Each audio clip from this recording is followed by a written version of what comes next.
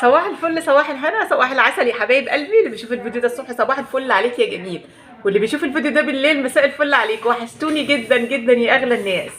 يا ريت يا جماعه اللي مش مشترك في قناتي يشترك، بعد اذنكم يشترك دلوقتي حالا، واعملوا لايك دلوقتي حالا. ايه ده؟ ابني بيعضني بس يا سمسم عشان بعمل حلقه. وحشتوني جدا، بس اللايك والله العظيم اللايك ما بيقل من الانسان، بالعكس انتوا بتفرحوني باللايك بتاعكم، واللايك مش بفلوس. الفيسبوك بتاعي مروه العزب عربي ومروه العزب انجلش. القناه التانية اسمها حكايات ماما واسامه. وحشتوني جدا يا قلبي مروه العزب. مامي. نعم يا قلبي مامي. نونو. ماشي، هو دايما بيفكرني بنفسه ان هو نونو. كل لما اجي اتكلم اعمل حلقه او اعمل حاجه يقول لي ماما انا نونو. عرفنا انك نونو يا نونو.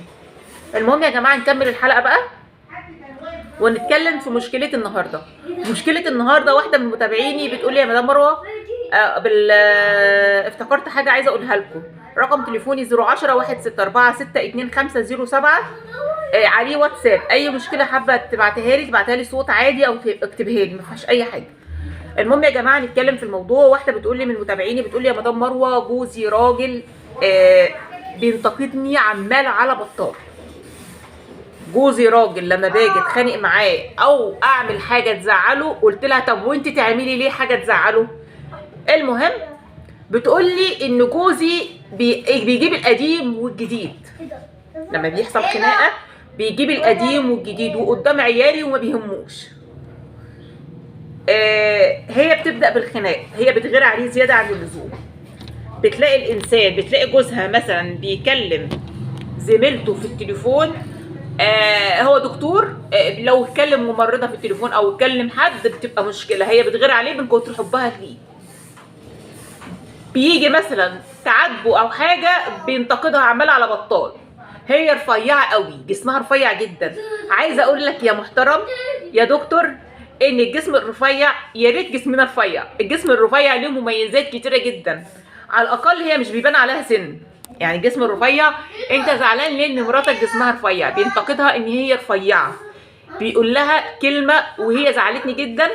بتقول لي يا مدام مروه انت لو عرفتي الكلمه اللي هو بيقولها انت هتستغربيها. الكلمه هي يلا يا اللي صدرك في ايه؟ في ظهرك، يا اللي بطنك في ظهرك.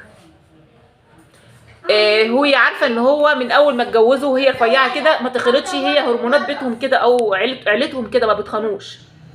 يا ريتني كده، يا ريتني كده يا اخي. فقال لها في الخطوبه خلي بالك ماما بتقول عليكي هتتجوز واحده بطنها في ظهرها. والكلمه دي من ساعه ما قالها لي في الخطوبه وانا ما بحبهاش، ولما اتجوزنا وانا بغير عليه من اي واحده بينتقدني ويقول لي روحي اتخني، خدي لك حاجه تخنك، روحي اتفرجي على التيك توك شوفي الناس بيتخنوا ازاي وفي خلطات وفي ده انت حتى بطنك في ظهرك. ودايما بيكلم الستات قدامها اللي هي بتغير منهم، سواء سكرتيره سواء ممرضه سواء كده، وبيتعاطف معاهم جدا ومش بيجيله وقت او نفس يشتمني الا قدام العيال. يقول لي هو انت ماليه عيني؟ ما انت لو ماليه عيني مش هكلم حد غيرك. وانا واثقه ان جوزي ما بيعملش حاجه غلط، بس هو عارف ان انا بغير عليه. فانتوا يا جماعه بالله عليكم بالله عليكم قولوا لها تعمل ايه. انا من رايي انت جسمك حلو، ما تفكريش ان انت تتخاني يا حبيبه قلبي. جسمك حلو ما تسمعيش كلامه، بس في نفس الوقت تبطلي غيره وتاخديه على قد عقله وطنشي خالص. خليكي حلوه وقمر، خليكي حلوه وقمر. ولما يجي البيت وهو جاي من الشغل ويلاقيكي حلوه وريحتك حلوه وكل حاجه وواثقه من نفسك، حتى لو بيكلم حد في التليفون طنشي. هيعمل ايه يعني؟ الراجل لو عايز يعمل حاجه اقسم بالله انت ما تقدرش تحوشيه. والله العظيم الراجل لو عايز يتجوز انت مش هتقدري تحوشيه. فاهدي شويه، بطلي غيره، بطلي ان انت تقفي له على الواحده وهو هيبطل من عندك ويشتمك. وخلي عندك كرامه. دايما فكري ان انت ما ينفعش حد يحرجك قدام عيالك وهو ده ابوهم. فانت قللي من الغيره شويه، قللي من كونك ست مالكيش كرامه. لازم يكون ليكي كرامه حتى قدام عيالك. خلي ليكي نفسك عزه نفس وجسمك حلو.